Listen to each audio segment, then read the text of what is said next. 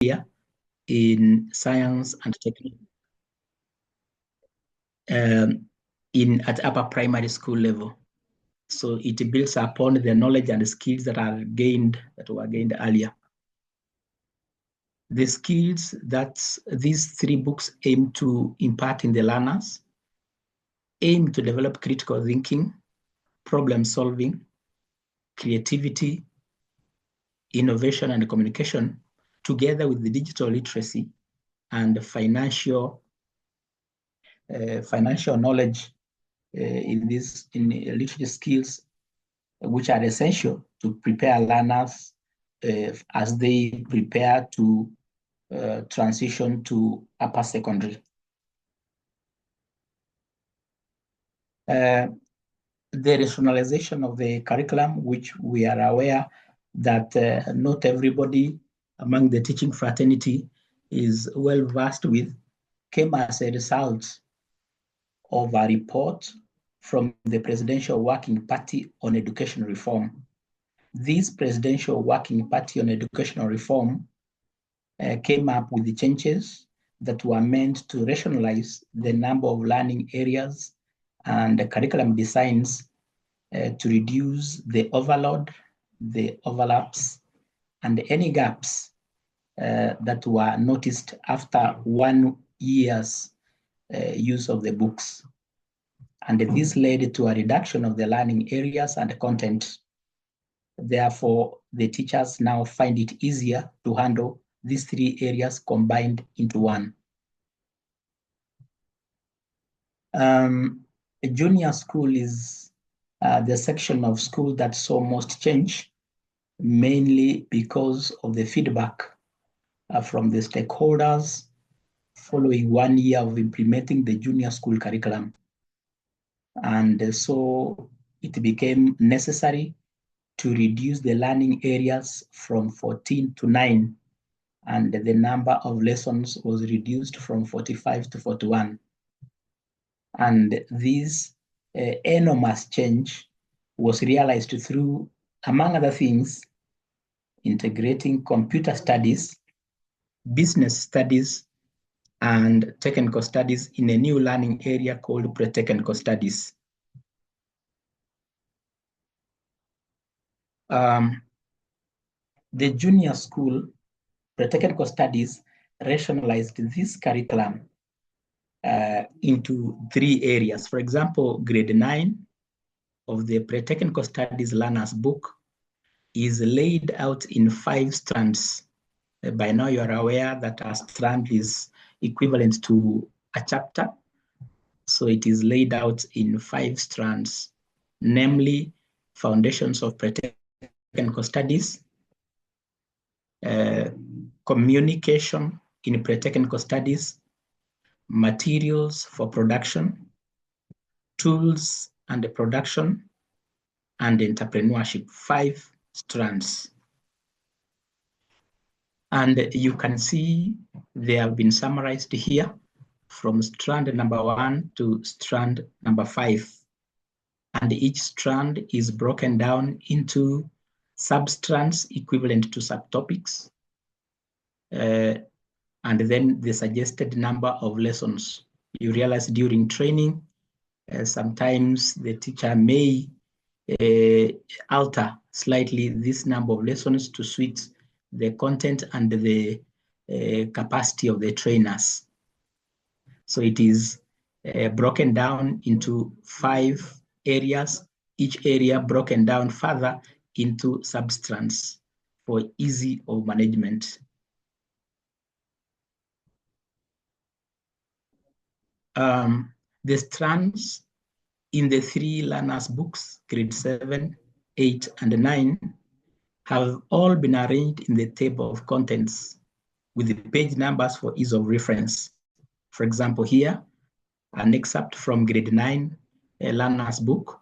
The contents are there, very clearly indicated, the strands, foundations of pre-technical studies, and then down there, communication. Then the subsequent pages will give the remaining 3 strands. And for every strand, the substrands are shown there. This becomes easier for reference.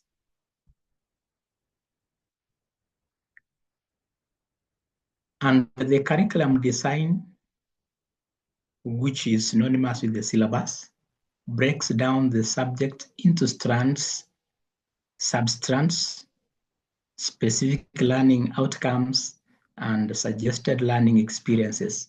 You can see on the far left, we have strand number 1, Foundations of Pre-Technical Studies, and it is broken down into sub-strands, but you can only see the first one, Safety on Raised Platforms, followed by the specific learning outcomes or objectives, and the suggested learning experiences for the trainers. This becomes very easy to refer and the teachers to be able to see how they develop content and the knowledge and skills from one objective to the next, from one learning outcome to the next. The design also captures the core competencies, the pertinent and contemporary issues, values, and links to other learning areas. For example, here you can see the core competencies to be developed, e.g. communication and collaboration. The learners, as they carry out the activities presented in the learners' books, will be expected to communicate and collaborate with one another. And then they develop speaking, listening, and teamwork skills. Other core competencies include critical thinking and problem solving, which are very paramount in developing this young learner for future fields of engineering and other fields. The curriculum also provides values which the learner needs to develop, like unity, love, and responsibility.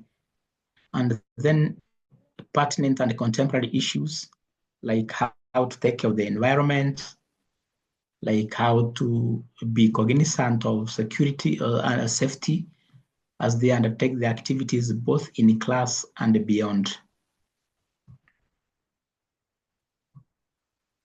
The last part of every sub-strand consists of the assessment rubric. Remember, assessment is one way of trying to establish, after covering the strands and sub-strands, to what extent the learning outcomes have been achieved. And these rubrics are able to bring this home. For example, it could be that the teacher wants to establish the ability of the learner to describe risks associated with working on raised platforms. And to what extent have the learners learned this? For those who have exceeded expectations, then you can say that the learner describes risks associated with working on more than 5 raised platforms. And for those who meet expectations, it could be, for example, describes risks associated with working on 5 raised platforms, all the way up to those learners who have performed below expectations. For example, they describe risks associated with 2 or less raised platforms. So it's up to the teacher to establish for every learner to what extent they can be able to describe the risks that are associated with working on raised platforms. And our books are able to develop this level from known to the unknown.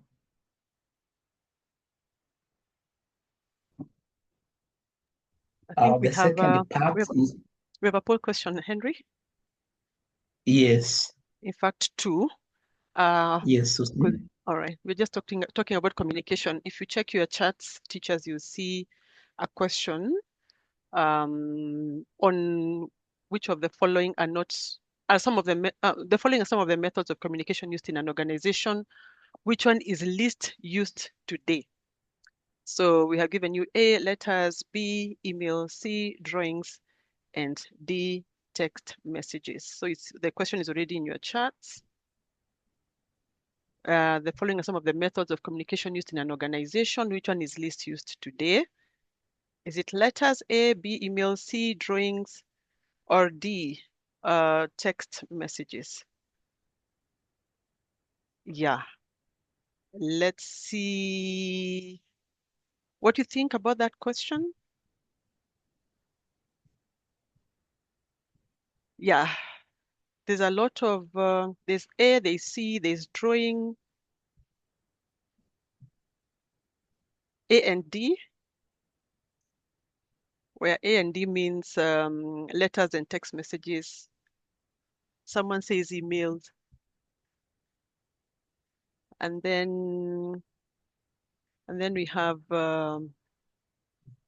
yeah, C is also coming up quite a bit. So I don't know which is which, Henry, because almost every answer has been picked by our teachers.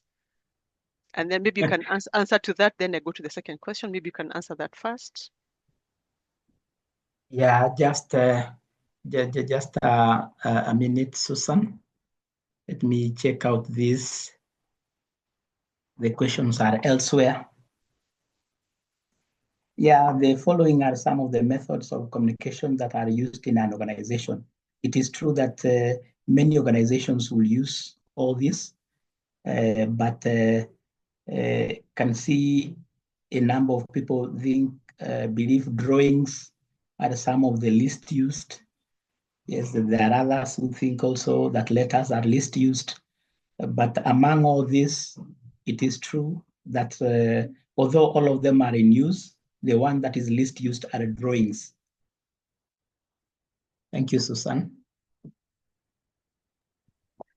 Thank you. I'll post the next poll question. It will be on your screen in 2 seconds. I think hope you can already see it. The grade 8 learners of BD Junior School were asked to describe the safety measures employed by workers at a workplace. Which of the following instructional methods would be the most appropriate for the class? So kindly click on the screen the answer you think is most accurate. Direct instruction, question and answer, field visit, and discussion. So for this, you don't have to write on the chat. Click on the screen, either on direct instruction, Q&A, field visit, or discussion.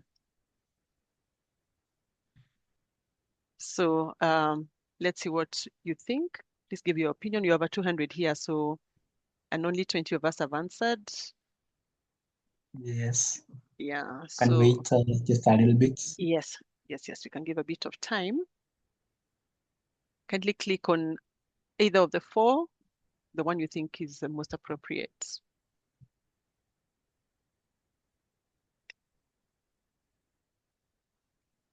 Yeah, so some of those answers that are almost tying.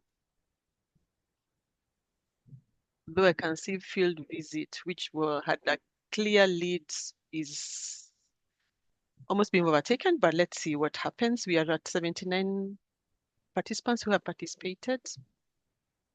Let's have more giving their input.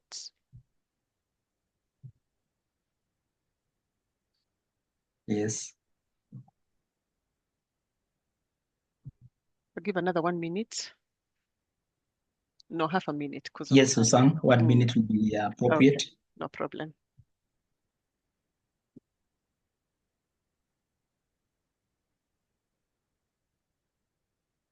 And you vote for the answer you think would be most appropriate. We are here to learn together.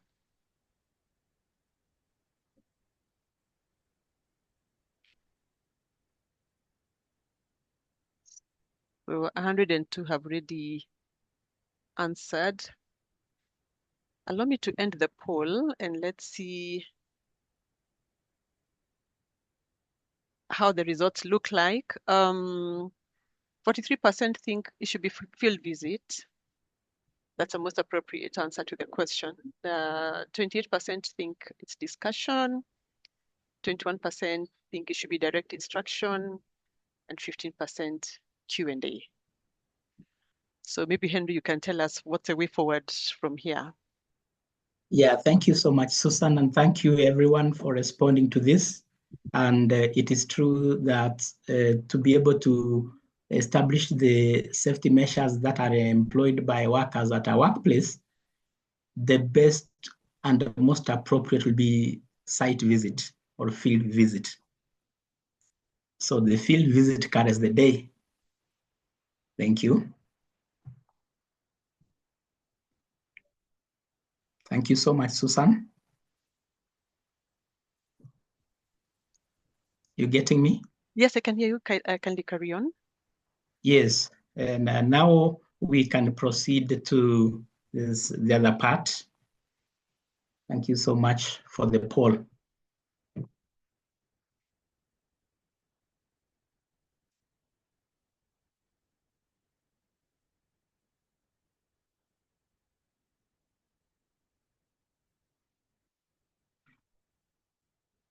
Trying to see this screen.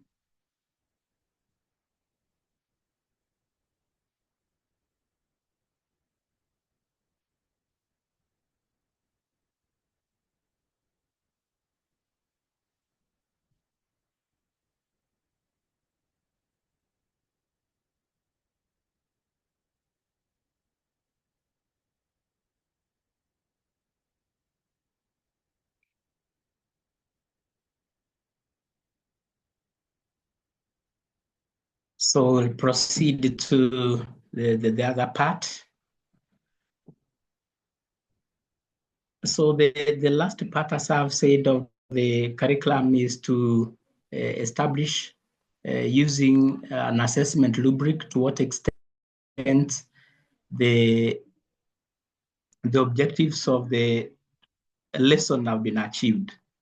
Then the next part is the pedagogical approaches to teaching pre-technical studies.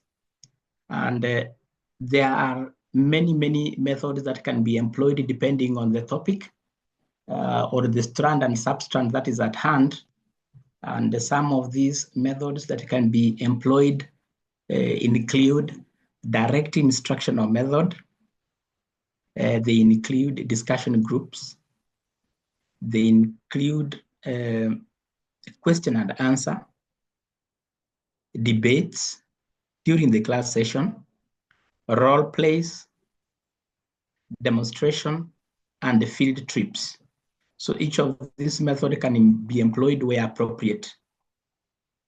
The first method is direct instructional method, which has got 3 steps. The first one is I do. That means the trainer is the one who does it. And then the second part, we do. The teacher and the learner practice the new skill that the teacher has done in the first step 1. And then the third part, you do. Now the learner takes over and practices the skill alone. The other method that can be employed in curriculum delivery, there are other methods, sorry. And at the start of every strand during the teaching, the teacher may choose to take the learners back to where or what was learned earlier. There are a few instances whereby when a learner is in grade 8, for example, they can be taken to what they had learned earlier in grade 7. And therefore, our books starts by providing a think back. For example, here in the screen in grade 7, the learners learned about hand tools that are used in the household environment and those that were used in farming. That is what they learned in grade 7 because now they're in grade 8. From there, then the learners can be able to relate what they had learned earlier, and then they advance the concept to what they are learning now. The learner's book breaks down. Henry, Yes, madam. Yeah, if you can put it on slideshow. Yes. So that we have the slides a little bit bigger. Can have it on slideshow, kindly. Okay. Yeah, okay, thank you. Thank you, Susan. Yeah, so for example, here the sub-strand is measuring and marking tools. As the teacher starts measuring and marking tool sub-strand, the teacher may remind the learners what they had learned in the previous year of grade 7. And from there, they can be able to start from what they know, then they go to what they don't know. The learner's book breaks down every sub-strand into one or more activities. Some sub-strands have got one activity. There are some sub-strands that can have up to 3 or 4 activities. The activities that are provided in the learner's books are relevant. They are very creative, fun, and well presented using different formats. For example, tables, diagrams, illustrations, and charts. And what is needed for the lesson for the learners to carry out the activities is provided in a part called what you need or requirements. And what the learners are to do is illustrated in the part called what to do. And this is followed by key points, which is a summary of what the learners needs to know. Here you can see we've got a book excerpt from sub-strand 1.1 fire safety. And in that sub-strand, there is first activity to brainstorm on the meaning and importance of fire. And for every activity, the requirements that are needed during this lesson are illustrated there. And what the learners are to do is given in point form as they work in groups. And after they have carried out the activities, then there is a summary of the knowledge and skills that they should have acquired, and that is provided in key points. For example, here, the key points will start with hazardous materials, what they are, and then the knowledge is summarized in a table below. For example, in a health facility, the hazardous materials that you'll find there will be disease-causing organisms and so on. So the key points summarize what is provided in the various activities from 1 to activity number 2 or activity number 3.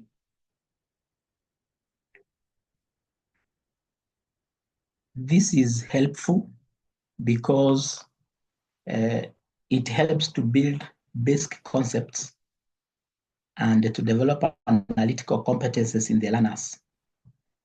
In the Oxford University books, the content is presented in a concise, seamless way, and this makes it easy for the learners to gloss over the facts, explanations, and the concepts fast, and also to do revision on their own. The choice of colors is done wisely for various sections of the strand, and this makes the young readers attracted to the content. Another method that may be used, and it is covered very intensely in almost all the activities in our books, is discussion method. This can be done in groups or in pairs. Mostly it is done in groups for most lessons, and the teacher gives learners something to talk about, e.g. a picture. So either one picture or several pictures are provided, and then in the activity section, the teacher will expect them to discuss what is shown in the pictures. The subject of discussion can be a topic, it can be an excerpt from a book or a case study. And all these are provided at various places in various strands. Thereafter, after the discussions, all the group members, all the representatives are asked to present their conclusions. And the groups are advised to capture any information that they may have missed in their group, because the various groups will each present their findings or conclusions in turn. Therefore, there is a likelihood that some groups may have missed out certain points. So during the discussion and after the discussion, they can be able to capture whichever information they had missed. And the teacher is advised, and this is very clearly indicated in the teacher's guide, to mix learners of different abilities. From my teaching experience, sometimes if you allowed the learners to group themselves, those ones of higher ability may form common groups and leaving out these others of less ability. So it's up to the teacher to mix them up. The teacher's guide provides a step-by-step way of preparing for and conducting a discussion lesson. What you see here on the screen is an excerpt from the teacher's guide, pedagogy, how the teacher is able to prepare for a discussion, that the discussion can be done in groups or in pairs, and so on. So the teacher's guide gives the teacher all that is required to conduct successfully a discussion lesson.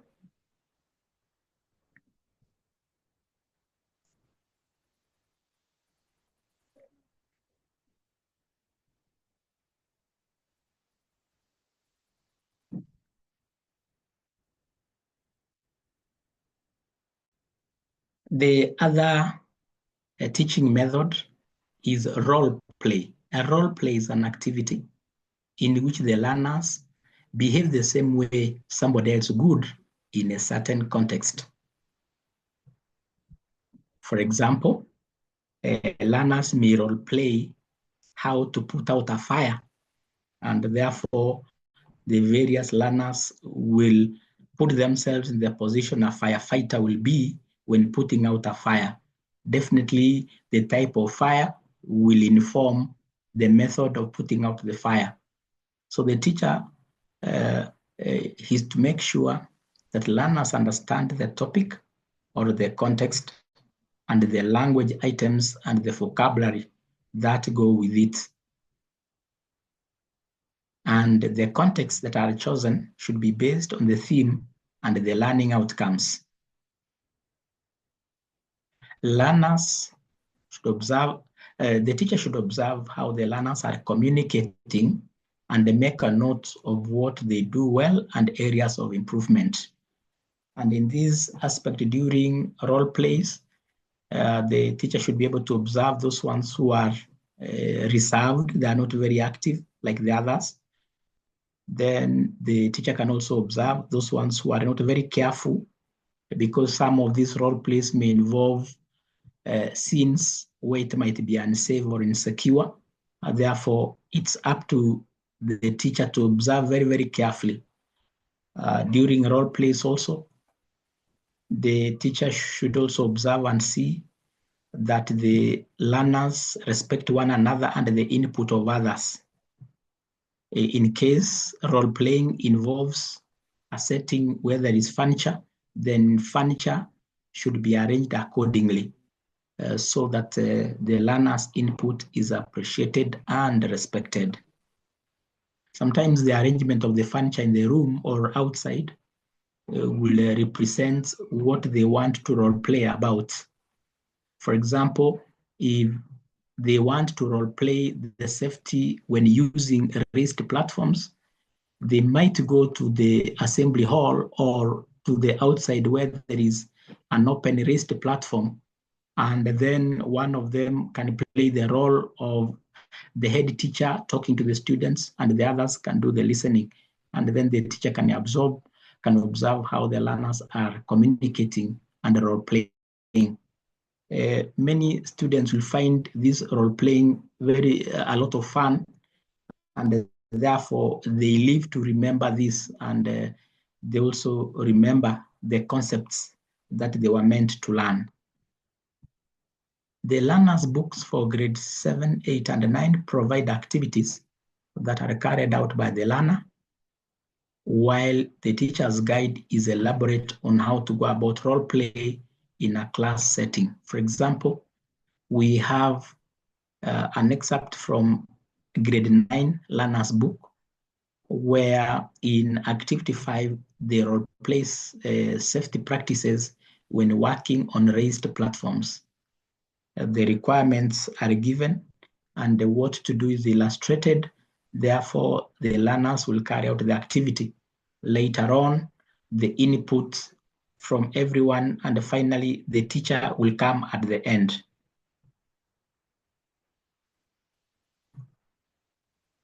Another tried and tested method of instruction is demonstration. The teacher's guide illustrates how to conduct a demonstration in a class setting. A class setting can be in class or outside, and it's a very, very common method of training. For example, suppose the teacher wants to demonstrate that metals are good conductors of heat. The teacher's guide illustrates how that can be done. And for effective demonstrations, the teacher's guide illustrates how the teacher can group the learners in small groups and make sure that all the learners can see, and also check whether any tools and apparatus are working and that none of them has a problem, and then go through the steps one at a time. The idea of demonstrating is so that after the demonstration, the learners can also redo what the teacher has demonstrated.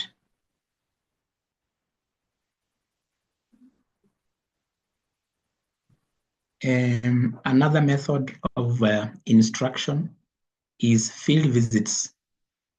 Sometimes it becomes necessary, depending on the strand and sub-strand, to carry out a visit to the nearby factory or nearby farmers or a hospital or a school.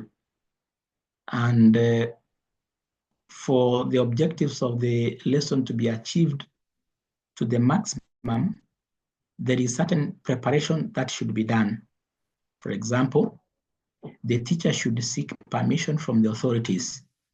If it is in a school setting, the teacher is expected to seek permission from the head teacher or the administration, informing them that on a certain day and time, he or she will take the students away to visit the nearby factory or industries.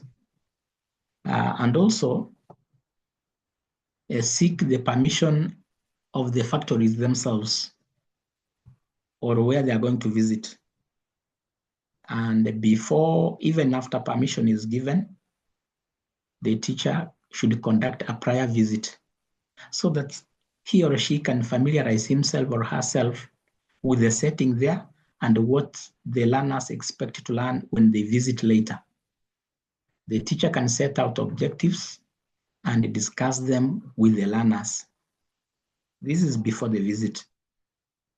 In case the learners have got any questions or concerns, they can raise them before the visit. And in the event that there could be hazards because the teacher had made a prior visit, then the teacher can caution the learners on any possible hazards. For example, if they are going to a place which is susceptible to fire, then the teacher can caution them to be very careful so that they don't get burnt. If they are learning about waste disposal, for example, disposal of radioactive materials, then the teacher can caution them when they arrive there, don't touch anything. Then the day of the visit will arrive and the teacher will take them to the visit. But after the visit, the teacher can arrange them in groups and they discuss about the findings or what they learned, what they liked most when they had visited the site. And it may be necessary for the teacher to ask learners to write a report about the study. Normally for higher grades, this is important so that at an early age, the learners can learn how to write reports and the teacher can guide them.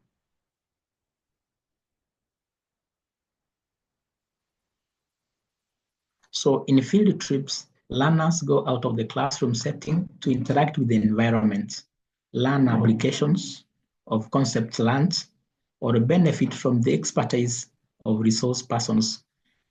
When the learners and their teacher visit a site, in most cases, they'll meet experts there, an expert in fire safety, an expert in, say, in career guidance and counseling. Therefore, these experts, when they are met out there, they can be able to be utilized and they inform the students while the teacher is in observance. So the learner's book suggests some areas that the teacher can expose the learners to.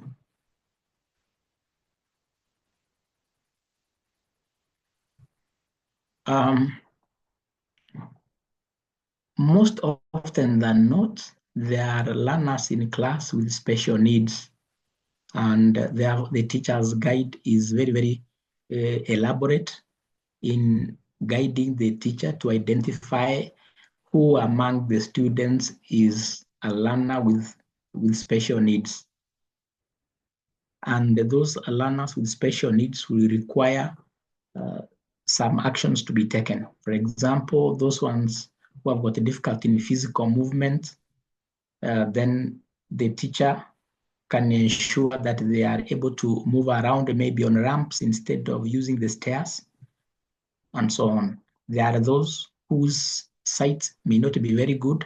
The teacher can organize so that they are very, very close to what is being observed. And there are those who may be having hearing problems. The teacher may organize so that they have hearing aids, or if they have the hearing aids, ensure that they come with them so that they are not exposed to lessons and the hearing aids are not present. Sometimes it may be necessary to provide desks or lockers that make the learners comfortable. Remember, those ones with special needs may not be like the other students. Therefore, it's very, very important to make the lesson very, very comfortable and the environment very comfortable so that these learners are not disadvantaged. And society has got a way of sometimes ignoring these learners with special needs. It's up to us teachers to be able to protect them and be able to assist them so that they can feel loved, appreciated, and also so that they can be able to learn. One of the greatest scientists of all time from Britain was somebody who was physically challenged. He couldn't even stand upright, but he was one of the best astronomy engineers ever, but he died a few years ago. Then there are some strategies for adapting learning to learners with special needs. For example, those learners who may have conditions like amputation, that means some limbs are cut, like they have one leg or they have one hand. Those with the polio effects has got an effect of making some learners to be like lame, epilepsy, HIV and AIDS, albinism, and so on. So the learner's guide is able to inform the teacher how these conditions of the learners with health impairment can be manifested. For example, the learner may have inability to use a limb or limbs. Yeah, they are not able to use either one leg or both legs, unable to use one hand or both hands. Another one may have seizures or convulsions. That means they can even fall down, they can even tremble. Therefore, these conditions are all illustrated in the teacher's guide and what the teacher can do.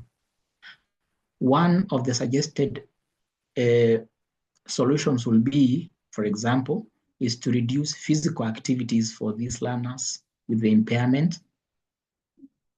Another suggested adaptation is to increase space between desks so that it is easier to maneuver by these learners around the class or as they sit.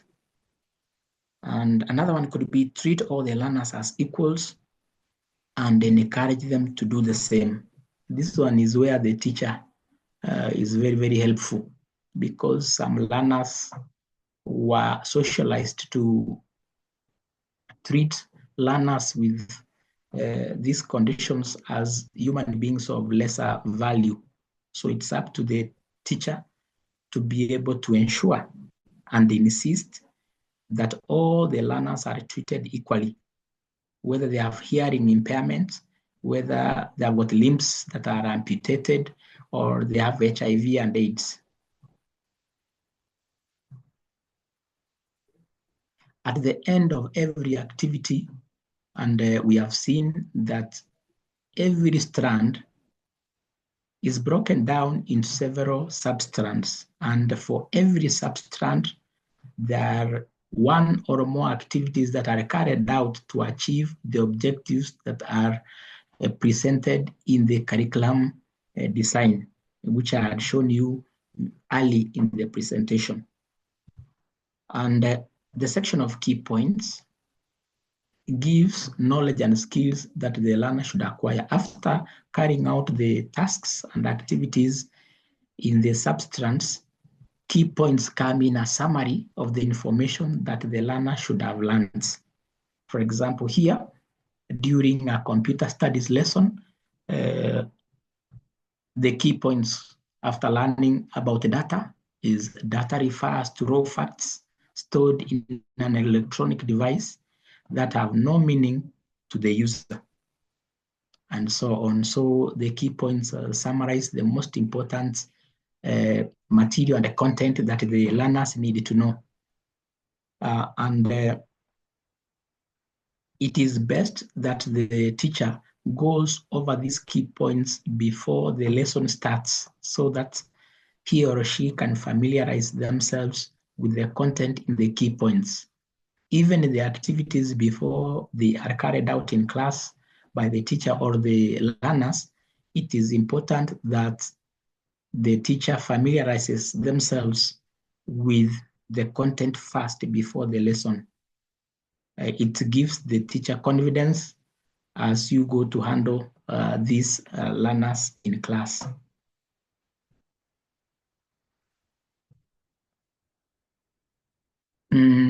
The learners' books have got a section of further activity, which gives the learner an opportunity to do and learn more beyond what has been provided in key points. This way, the learner's critical thinking and analytical skills are developed.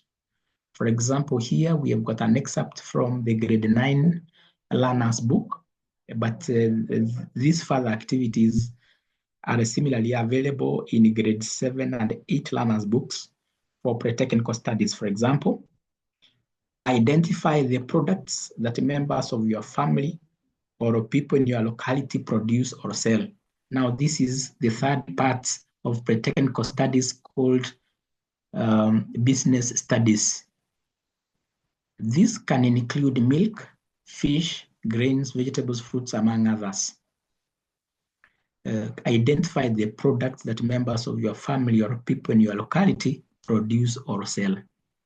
So the learners can be able to look back at home and see what products the members of their family do produce or do sell. ask them to explain to you the channels of distribution. So this further activity, they help the learner to think beyond the obvious, and it makes it easy to develop analytical skills in the learner. It's called development because it starts small, but over a period of years, they can be able to analyze instances, situations, and so forth.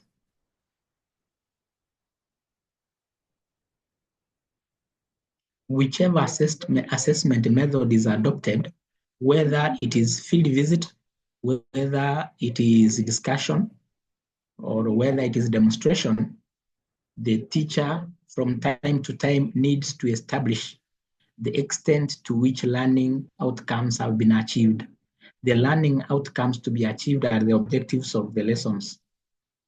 And this may be a summative evaluation, like an assessment that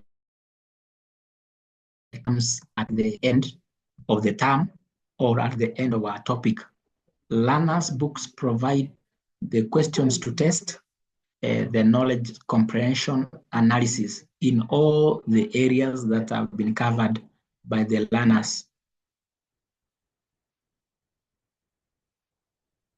And one of the ways or a tool that the teacher can use in assessment is observation schedule, which is an outline of the characteristics and behavior to be observed as a learner performs specific tasks, whether they are doing role play, whether they are doing discussion, and so on. For example, this observation schedule shows the teacher is, these schedules normally will be printed and available either in the staff room or in the office, where during any one lesson or activity, the teacher can write the name of the school, the grade 9 or grade 7 or grade 8, and their name and the date of the assessment. The subject, for example, pre-technical studies, and they are doing strand 3 or strand 5, and then the sub-strand. And the names of the learners are listed on the far left of the observation schedule, from learner number 1, maybe Martin, learner number 2, maybe Nancy, and all the way up to the end of the class. And the list may go to page 2, depending on the size of the class. And therefore, the teacher can try to observe whether the learners can handle correctly household hand tools. Can they? Then a comment will be made there. What about shows respect for other opinions when carrying out group work? When they are carrying out group work, do they respect other people's opinions, other learners' opinions? Do they take time to listen first before they talk? And so on. And the teacher may also wish to observe whether the learner minds about own safety and that of others. Many jobs, you will find the learner can endanger the lives of others. Therefore, it is important for the learner first to be mindful of their own safety, but also the safety of others. And you can see even when one is driving along a road, they need to mind their own safety, but also the safety of other road users. And then at the far end, kuna remarks, where the teacher can write a few remarks about what they have observed in the learner. So every learner will qualify for their own remark. It could be a checklist, another tool of assessment, which is a list of characteristics of a learner's behavior, which is used to monitor the development of specific aspects. It also shows the learners listed on the second column, and then the competencies or knowledge and skills to be acquired are listed there. So what the teacher will write is what the teacher wants to find out is removing shoelaces, cleaning and hanging to dry. Do they do it? Yes or no? And the other activity could be placing the shoe under a shade to dry. And then at the end, the teacher will make appropriate comments for every learner. For example, the teacher may have commented, got most of the key steps, remind to always remove laces before cleaning. This is the comment from the teacher for learner 1. For learner 2, depending on how the teacher observed them doing, they could have done things differently for every learner. Therefore, the comment will be on the far right, and the analysis of those comments will enable the teacher determine to what extent the learning outcomes have been achieved.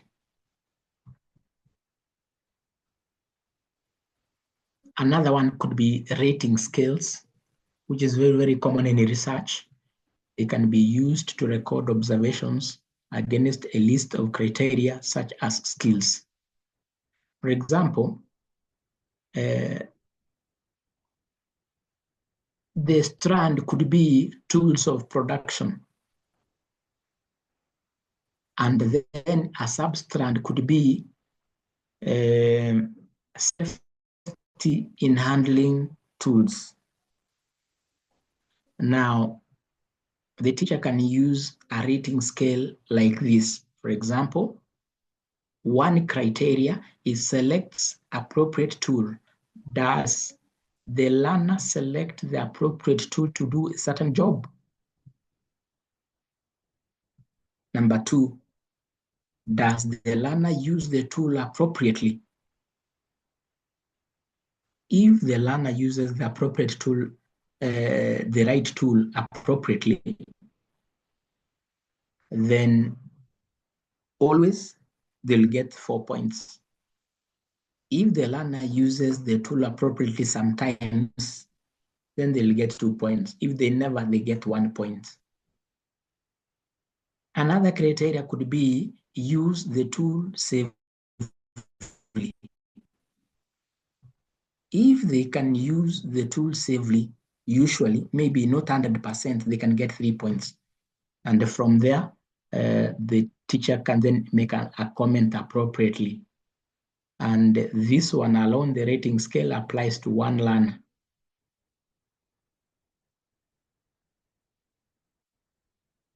In grades 7, 8, and 9, there are strands provided for projects. If we look around us, we'll see many projects that go on.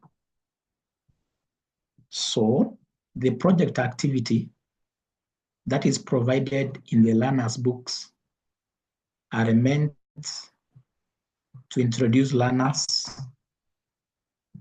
to how to carry out projects. For example, a project is a summative evaluation to test all the knowledge, skills, and attitudes acquired by the learner over an entire year. So a project can be carried over a year, it can be carried over a whole term, where they cover several strands or sub-strands, and then they carry out a project for the entire term, or for 2 terms as the case may be. Learners, through the guidance of their teacher, identify a problem affecting a community and provide solutions to alleviate it. I'm almost coming to the end. One of the ways of identifying a problem in a community is by going out to the community and talking to the community. Maybe talk to the people, talk to the community leaders, and so on.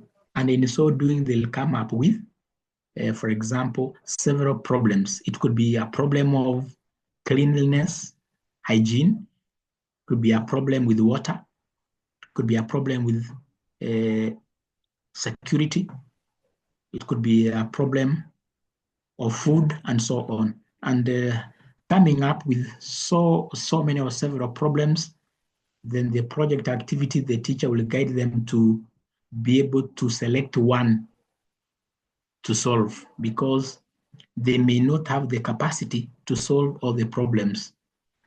And the teacher will guide them so that they can be able to select a project which they can accomplish within the time frame and their ability. The learner's book gives an elaborate method by which the teacher guides the learners throughout the entire period of the project. It breaks down the project in smaller manageable areas and so on.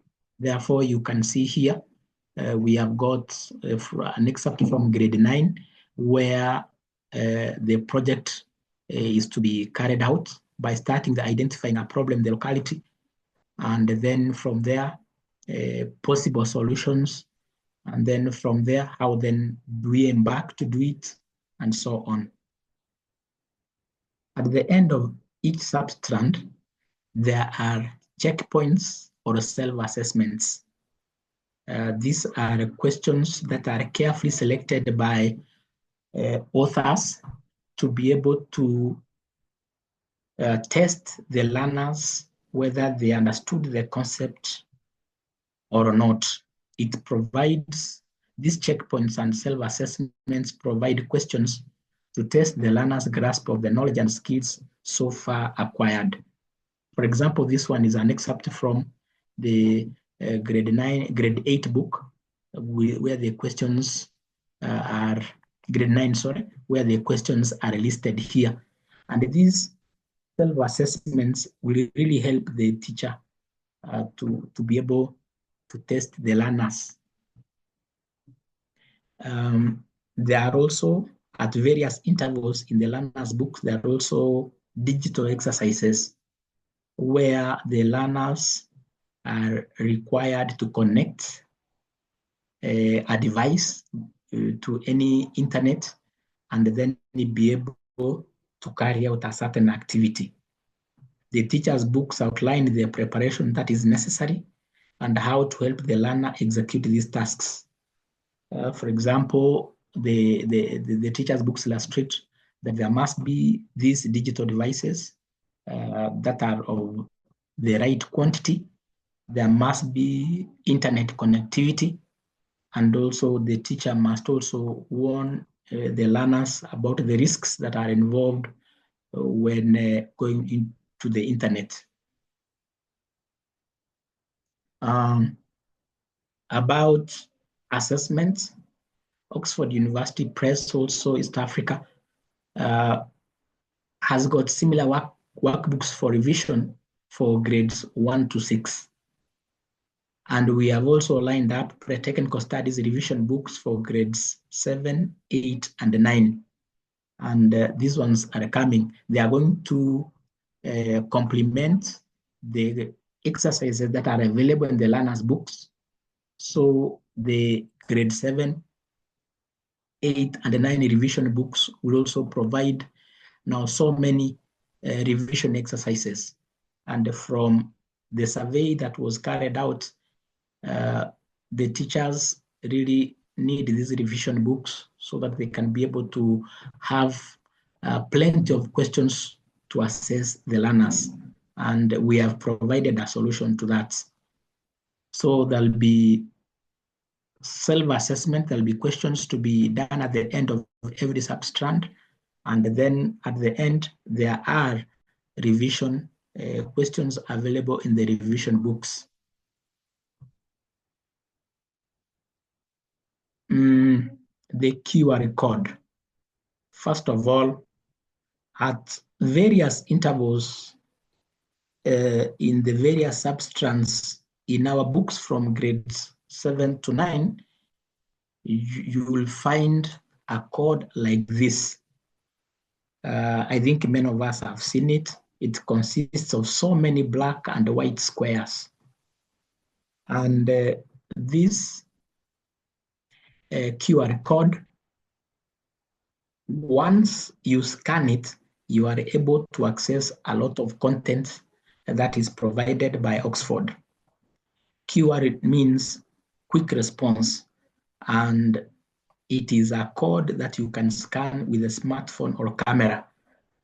Before you are able to scan, you make sure that the smartphone that you have, you have downloaded from App Store or Play Store an app called QR code scanner. I'm a QR code reader. And then once you have downloaded that one, you will now open that application in your phone and point the camera of the phone to the QR code. And I will ask each one of you, if you are able, that is, to open the QR scanner if you have it and scan this code and see where it takes you to.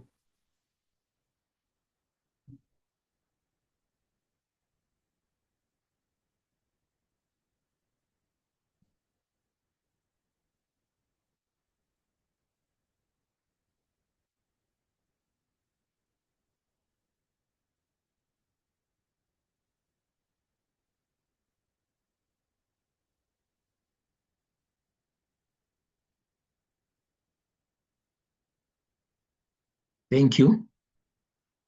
You will realize once you open the QR code reader in your phone and your phone has got internet or bundles, then it leads you to sites where there is digital content, including digital exercises. So Oxford has provided a very rich resource for the teachers to be able to access thousands and thousands of questions and content which they can use in teaching. This QR code alone may serve as a library for the teacher. A very big asset for the books from Oxford. The other additional features you'll find in the learners' books from grades 7, 8, and 9 include during the learning of various subtopics, various sub-strands and strands. Often a learner may encounter a new word, and the new words are explained or defined. For example, here, probably it's the first time the learners are coming across e-citizen, and then the new word is explained here. And there are many, many words that are new, and they are all explained. But elsewhere also, we provide that where necessary, the teacher may allow the learners to check from the dictionary. There are sections called Learn More, and these parts provide extended information about knowledge that learners may be familiar with. Therefore, it provides extra knowledge for the learners and also the teacher. Thank you so much. And now back to Susan.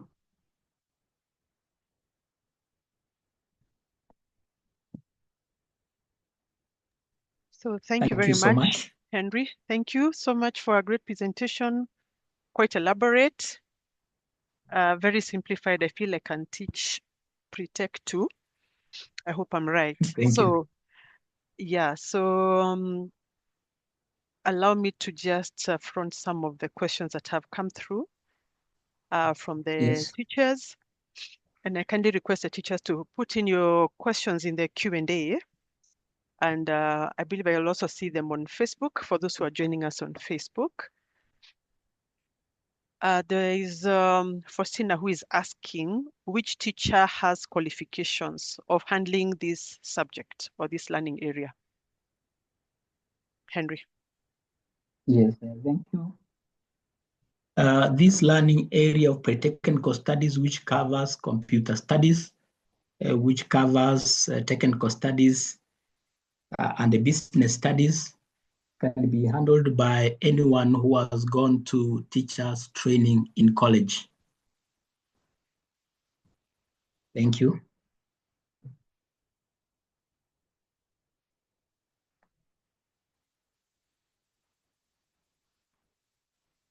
Okay, thank you. There's also another question I'd seen concerning, I think I've lost it. Let me just get it. Yes. As Susan, as you look for that, sometimes it can be a concern for trainers who feel they cannot be able to teach some computer studies. The most important thing is to refer to the learners' books that we have provided early enough. For example, a day or a few days before. And when you go to class, you'll always be ahead of the learners. So there is nothing much to worry about whether it is specific people who may come to teach this, but it is something which all of us can. Sometimes you find a certain teacher was handling such an area and they are transferred to another place. Now you are told to step in.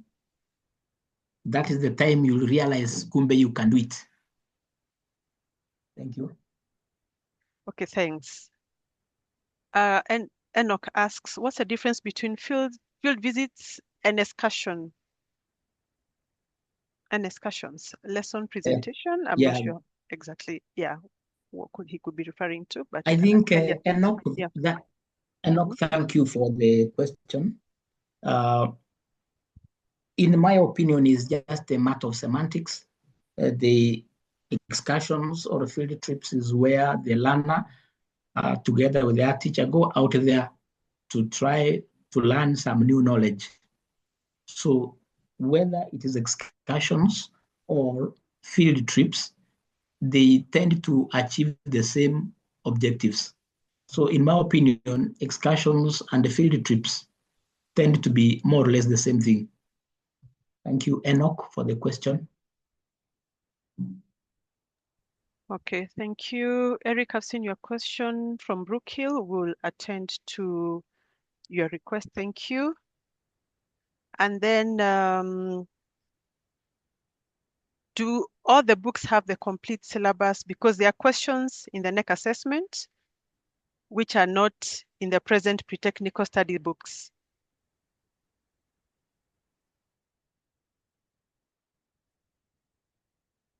Excuse me.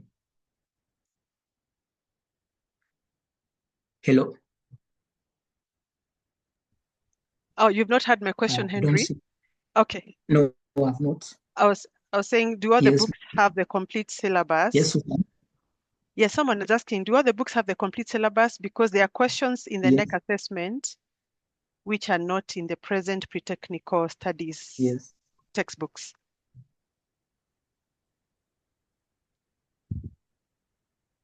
Yes, that is true. But the good thing is the Oxford books have all of the content that is required for candidates who are going to sit for NEC examinations. So it is a complete house, and they have everything that a teacher requires, everything that a learner requires to be able to confidently sit for the NEC examinations. So all that, you'll find it in Oxford University books. Okay, and Kevin is asking if you can shed some light on the use of encyclopedia in schools. By KICD, I'm not sure that the encyclopedia by KICD, but he's just saying shed some light on the use of encyclopedia in schools. Yes, thank you, Kevin. Now, the encyclopedias are not recommended to be used in schools nowadays because the kind of content that they provide does not allow learners to be creative at all. And that's why this kind of the competence-based curriculum, they find this encyclopedia not very, very useful because those ones were meant for the previous kind of curriculum where memory recall was one of the most important and trying to cram concepts and points. But in this a curriculum where the learners have to do things themselves, then they don't become very, very useful. Okay, thank Thank you, Susan. Okay. Someone is saying he loves, or she is anonymous. They love the learning area or the subject, but the problem they have is in the business studies part. I don't know how you can assist our participant, Henry. Yes, I hear you. It's anonymous. I hear you. That the problem could be training in business studies, and Susan, that could be maybe they didn't learn business studies beyond Form 2. So they find themselves here and they are now required to teach. But also it is true, somebody else may say they are not really ready to teach computer studies, and the others could feel maybe they are not competent enough to teach technical studies, but these things are doable. All you have to do, that is from my personal experience, because we have gone through this so many times, is go through the content in the learner's book early enough. Sometimes when you go through it for the first time, you may conceptualize like 20%, but when you go through it for the second time, you will realize how clear things are. So it is very, very correct to say that you can still teach business studies with the book that we provide. And once you scan the QR code, it will lead you to a lot of content in the internet provided by Oxford. You can be able to teach not only business studies, but also computer studies and technical studies. You can, all you have to do is stay longer with the problem, like one wise man said. Thank you, Susan.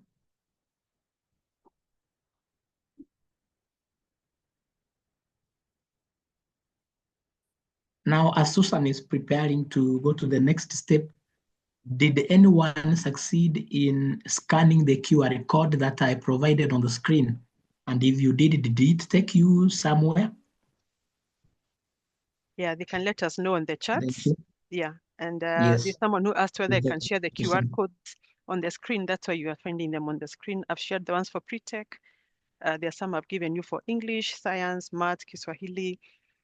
Yeah, so you can just try out and see what will come on. This teacher peer asking, what is the technique that a teacher can use when students asking you a question, you as a teacher, you're unable to answer? Because as you can see, Henry, the combination of pre-tech with computer and business and pre-tech itself could pose a challenge to some of the teachers. Yes. Yeah, I think that's where this teacher is coming from.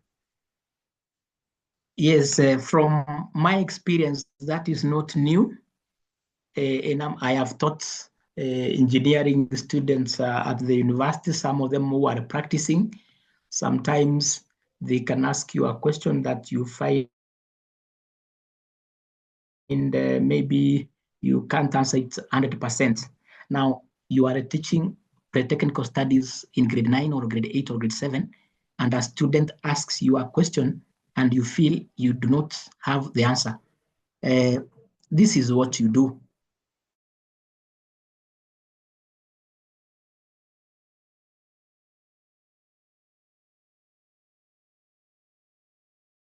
The answers from the learners, slowly by slowly, you can gather the answer as you also ponder over it.